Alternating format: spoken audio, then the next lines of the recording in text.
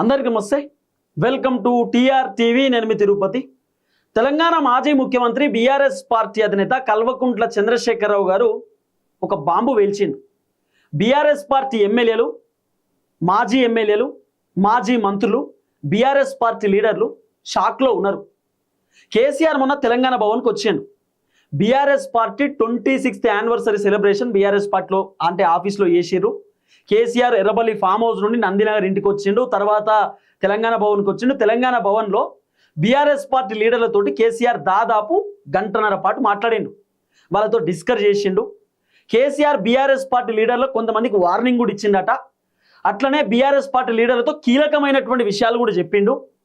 ఇన్ని రోజులు చూసుకుంటున్నాను. ఇన్ని రోజులు మీరు ఎన్ని కథలు పడ్డా కూడా నేను సైలెన్స్ ఉన్నా. మీరు బాగా టైంపాస్ చేసిరు, సరే చూద్దాం తీ అని చెప్పి ఓపిక పట్టిన.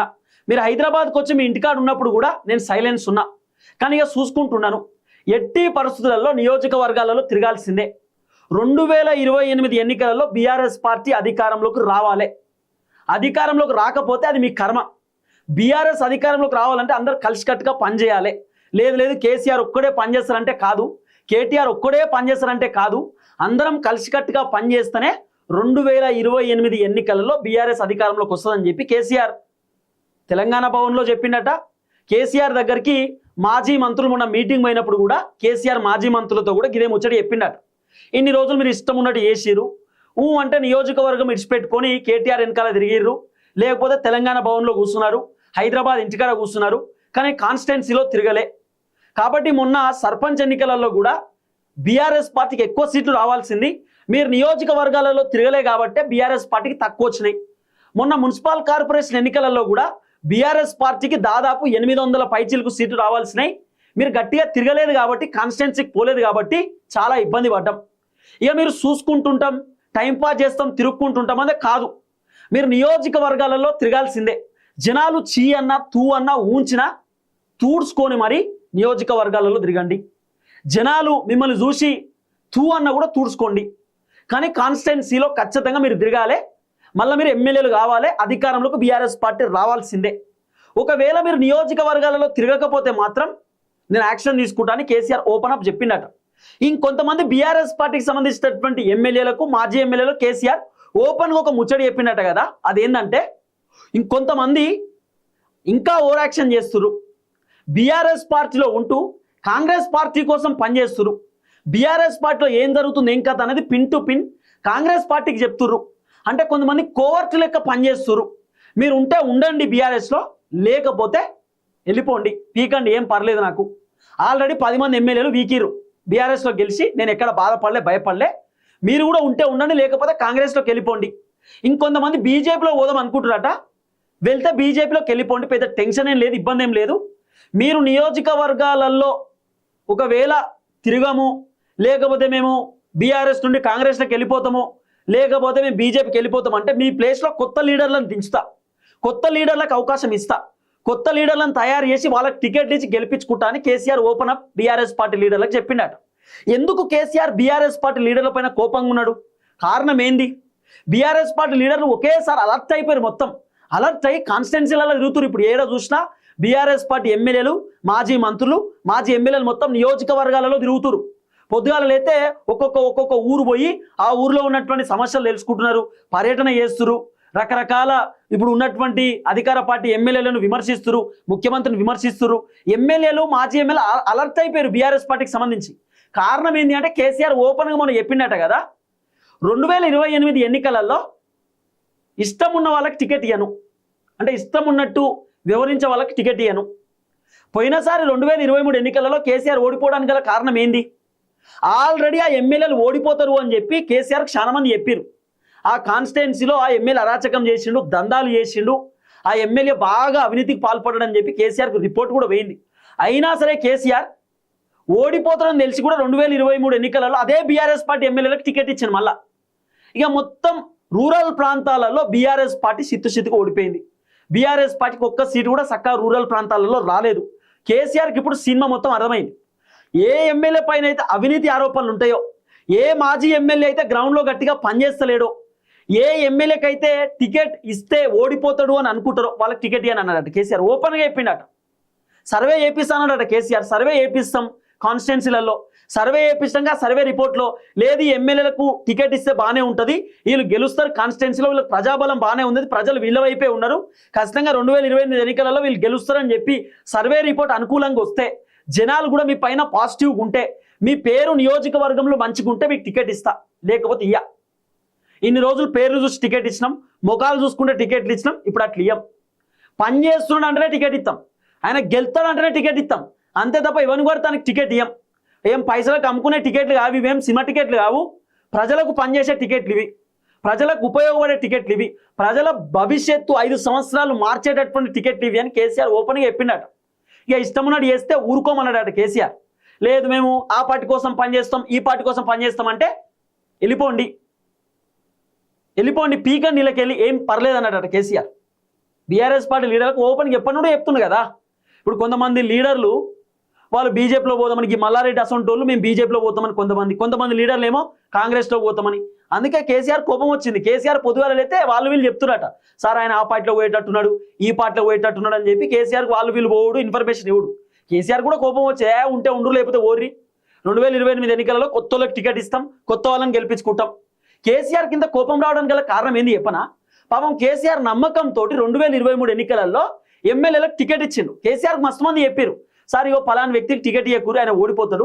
ఇప్పుడు దుర్గయ్య అని ఉంటాడు, చిన్నం దుర్గయ్య, ఆయన పేరు ఏదో ఉంది, దుర్గం చిన్నయ్యనో ఏదో ఆయన ఉన్నాడు కదా, ఆయనే శ్రేయల్ అనేటటువంటి ఒక అమ్మాయిని ఇబ్బంది పెట్టిండని చెప్పి ఒక వార్త బయటకు వచ్చింది. అమ్మాయి 2-3 సార్లు ఆత్మహత్యానికి పాల్పడ్డది. ఇప్పుడు ఆయనకే మళ్ళీ టికెట్ ఇస్తే ఆయన ఎట్లా గెలుస్తాడు? ఒక ఎమ్మెల్యే మహిళను ఇబ్బంది పెడుతుండని చెప్పి తెలిసినప్పటికీ కూడా అదే ఎమ్మెల్యేకు మళ్ళీ టికెట్ ఇస్తే ఎట్లా గెలుస్తాడు? చాలా మంది ఎమ్మెల్యేల మీద మహిళలను ఇబ్బంది పెట్టారు అనేటటువంటి ఆరోపణలు వచ్చినాయి. చాలా మంది ఎమ్మెల్యేలు పార్కులు కబ్జాలు పెడుతురు, దందాలు చేస్తురు, సెటిల్మెంట్లు చేస్తురు, ఏడబడతాడ భూములు మింగుతుర్రు, మొత్తం ఆగమాగం చేసి అవినీతి పరులు, భూ బకాసురులు అనేటటువంటి పేరు బీఆర్ఎస్ పార్టీలో ఉన్నటువంటి ఎమ్మెల్యేలకు వచ్చింది. ఎమ్మెల్యేల పైన తీవ్రమైన వ్యతిరేకత ఉందనే సంగతి కేసీఆర్ కూడా చెప్పిరట. కానీ కేసీఆర్ అవి నమ్మకుండా లేదు గెలుస్తారు, ఆల్రెడీ వీళ్ళు ఎమ్మెల్యేలు కదా, మళ్ళీ ఇదే ఎమ్మెల్యేలకు టికెట్లు ఇస్తే మళ్ళీ జనాలు వీళ్ళనే గెలిపించుకుంటారు అని చెప్పి కేసీఆర్ అనుకున్నాడు. సీన్ కట్ చేస్తే మొత్తం ఓడిపోయారు. కేసీఆర్కి ఇప్పుడు అర్థమైంది కథ, ఈ ఎమ్మెల్యే ఉన్నాడు మళ్ళీ ఈయనకే టికెట్ ఇద్దాం అనుకుంటే ఫెయిల్ అవుతాం, ఎవడు గెలుతాడు అనుకుంటే వానికే టికెట్ ఇవ్వాలి, ఎవరైతే గెలిచే అవకాశం ఉంది, గ్రౌండ్లో మంచి పేరుంది, ప్రజాబలం ఉంది, పర్లేదు ఈ ఎన్నికలలో ఖచ్చితంగా సాధిస్తాడు అనుకుంటే ఆయనకే టికెట్ ఇవ్వాలనేది కేసీఆర్కి అర్థమైపోయింది. ఇక ఎమ్మెల్యేలు ఒళ్ళు దగ్గర పెట్టుకొని పనిచేయాల్సింది. మాజీ ఎమ్మెల్యేలు ఓడిపోయిన వాళ్ళు కూడా ఒళ్ళు దగ్గర పెట్టుకొని నియోజకవర్గాలలో తిరగాల్సింది, వేరే ఆప్షన్ లేదు, లేకపోతే ఓడిపోయే పరిస్థితే. ఇప్పుడు ఎవరైనా 2028 ఎన్నికలలో గెలవాలంటే, ఇప్పుడు గెలిచినటువంటి ఎమ్మెల్యే ప్రజెంట్ సిట్టింగ్ ఎమ్మెల్యే అయినా లేకపోతే ఓడిపోయినటువంటి లాస్ అయినటువంటి ఎమ్మెల్యే అయినా ఓడిపోయినటువంటి ఎమ్మెల్యేలు అయినా వీళ్ళు గ్రౌండ్లో తిరిగి పబ్లిక్ ఇష్యూస్ని పట్టుకోవాలి. పబ్లిక్ ఇష్యూస్ ఏమున్నాయి, ప్రజలు ఎంత ఇబ్బంది పడుతున్నారు, అప్పుడు బీఆర్ఎస్ గవర్నమెంట్ ఉన్నప్పుడు ఎంత మంచిగా ఉంటుంది, ఇలా కాంగ్రెస్ గవర్నమెంట్ వచ్చినాక ఎట్లున్నది పరిస్థితి అనేది జనాలకు వివరించాలి, జనాలకు చెప్పాలి. అప్పుడు పబ్లిక్ అర్థమవుతుంది, అరే మంచో చెడో కేసీఆర్ ఉన్నప్పుడే మంచుకుంటుండే, బీఆర్ఎస్ ఉన్నప్పుడే మంచుకుంటుండే, ఈ ఎమ్మెల్యే ఉన్నప్పుడే మంచుకుంటుండే, అరే గెలిచినటువంటి ఎమ్మెల్యే ఇప్పటిదాకా మా దగ్గరికి రాలే, ఓడిపోయినాడు మా దగ్గరికి వచ్చిండు అంటే బీఆర్ఎస్ ఉంటేనే మంచుకుంటుండే ఒక ఒపీనియన్ క్రియేట్ అవుతుంది పబ్లిక్కి. కానీ బీఆర్ఎస్ పార్టీకి సంబంధించిన ఎమ్మెల్యేలు ఓడిపోయినటువంటి లీడర్లు పొద్దుగాల అయితే హైదరాబాద్లో వండుకుంటారు తప్ప ఒక్కడు కూడా నియోజకవర్గాలలో చక్కగా పోయే పరిస్థితి లేదు. అందుకే కేసీఆర్ కోపం వచ్చి కేసీఆర్ ఓపెన్గా చెప్పిండు, తేడా కొడితే సస్పెండ్ చేస్తానంట, అవసరం అంటే పార్టీకి వెళ్ళి తీసేస్తా, చిన్న తేడా కొట్టినా, ఇష్టం ఉన్నట్టు వివరించిన, పార్టీలో ఏదైనా డిస్టర్బెన్స్ క్రియేట్ చేసినా తీసేస్తా, మా సొంత బిడ్డ కవితనే తీసేసిన, మీరు ఎంత అన్నాడట కేసీఆర్. పార్టీ డిస్టర్బెన్స్ అవుతుందంటే కవితనే తీసేసిన, మిమ్మల్ని కూడా తీసేస్తా, డిస్టర్బెన్స్ కావద్దు పార్టీకి, ఇక్కడక్కడ చెప్పడం మానండి, కోర్టు లెక్క పనిచేస్తే వెళ్ళిపోండి, కానీ పార్టీకి డ్యామేజ్ చేయకండి, ప్రజల కోసం పనిచేస్తాం, అధికారంలోకి రావడానికి పనిచేస్తామంటే ఉండండి, లేకపోతే పీకండి అని చెప్పినట్టు కేసీఆర్ ఓపెన్గా చెప్పినట్ట బీఆర్ఎస్ పార్టీ లీడర్లకు. ఇప్పుడు బీఆర్ఎస్ పార్టీ లీడర్లు ఒళ్ళు దగ్గర పెట్టుకొని జాగ్రత్తగా పనిచేస్తున్నారు. ఇన్ని రోజులేమో టైంపాస్ చేసి మొత్తం అటు చేసి ఇటు చేసి ఏది పడితే అది చేసి, ఇప్పుడు ఒళ్ళు దగ్గర పెట్టుకొని కేసీఆర్ చెప్పిన తర్వాత మంచిగా గ్రౌండ్లో తిరుగుతున్నారు, నియోజకవర్గాలలో పర్యటన చేస్తున్నారు, నియోజకవర్గాల రోజుకొక ఊరుకు తిరుగుతున్నారు. పోయి అప్పుడు బీఆర్ఎస్ ఉన్నప్పుడు ఎట్లుంటుండే, అలా కాంగ్రెస్ ఉన్నప్పుడు ఎట్లున్నది, మీకు అప్పుడు కేసీఆర్ రైతు బంధు ఇచ్చిండు, రుణమాఫీ చేసిండు, పెన్షన్లు వచ్చేది, మీకు రేషన్ కార్డులు ఇచ్చినాం, రేషన్ బియ్యం టైంకి వచ్చేది, మీకు సీసీ రోడ్లు వేయించినాం, మీకు కేసీఆర్ కిట్ ఇచ్చినాం, కళ్యాణ లక్ష్మి ఇచ్చినాం, అప్పుడు మీకు షాదూ ముబారక్ ఇచ్చినాం, దళిత బంధు ఇచ్చినాం, మీకు సబ్సిడీల ట్రాక్టర్లు ఇచ్చినాం, రైతులకు మేము యూరియా బత్తాలు ఇంటికి వచ్చి వేసిపోయేది, ఇలా కాంగ్రెస్ వచ్చినాక పరిస్థితి ఏందనేది బీఆర్ఎస్ పార్టీకి సంబంధించినటువంటి లీడర్లు పోయి ఇప్పుడు నియోజకవర్గాలలో తిరుగుతున్నారు. ఎప్పుడు తిరుగుతున్నారు? కేసీఆర్ చెప్పినాక సెట్ అయ్యారు వీళ్ళు, లేకపోతే సెట్ కాకపోతుండే. ఎంతసేపు హైదరాబాద్ ఉంటుండే. కేసీఆర్ ఎప్పుడైతే ఓపెన్గా చెప్పేసిండో మీరు పని చేయకపోతే టికెట్లు ఇయ్యను, ఓవర్ యాక్షన్ చేస్తే తీసేస్తా, మీకు టికెట్లు కావాలి గెలవాలంటే మంచిగా పని చేయండి, లేకపోతే మీ ఇష్టమని కేసీఆర్ ఓపెన్గా చెప్పేసిండు. అప్పటి నుండి ఈ బీఆర్ఎస్ పార్టీకి సంబంధించినటువంటి లీడర్లు గట్టిగా పనిచేస్తారు, లేకపోతే వీళ్ళు పనిచేస్తారు. 2023లోనే బీఆర్ఎస్ మళ్ళీ అధికారంలోకి రావాలి. కానీ ఎమ్మెల్యేలు ఏం చేసారు ఎరికేనా?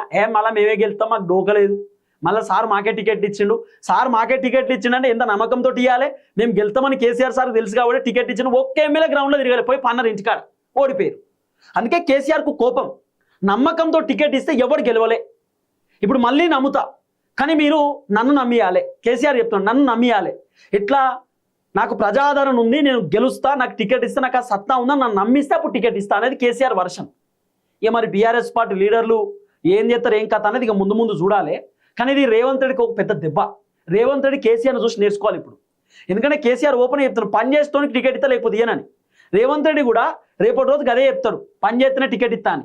ఒకవేళ రేవంత్ రెడ్డి కూడా కేసీఆర్ లెక్కనే తొందరపడి 2023 ఎన్నికలలో కేసీఆర్ టికెట్ ఇచ్చినట్టు రేవంత్ రెడ్డి మళ్ళా ఈ ఎమ్మెల్యేలకే టికెట్ ఇస్తా, వీళ్ళే గెలుతారని చెప్పి రేవంత్ రెడ్డి టికెట్ ఇచ్చిందనుకో అటల్ ఫ్లాప్ అయ్యే అవకాశం ఉంటుంది.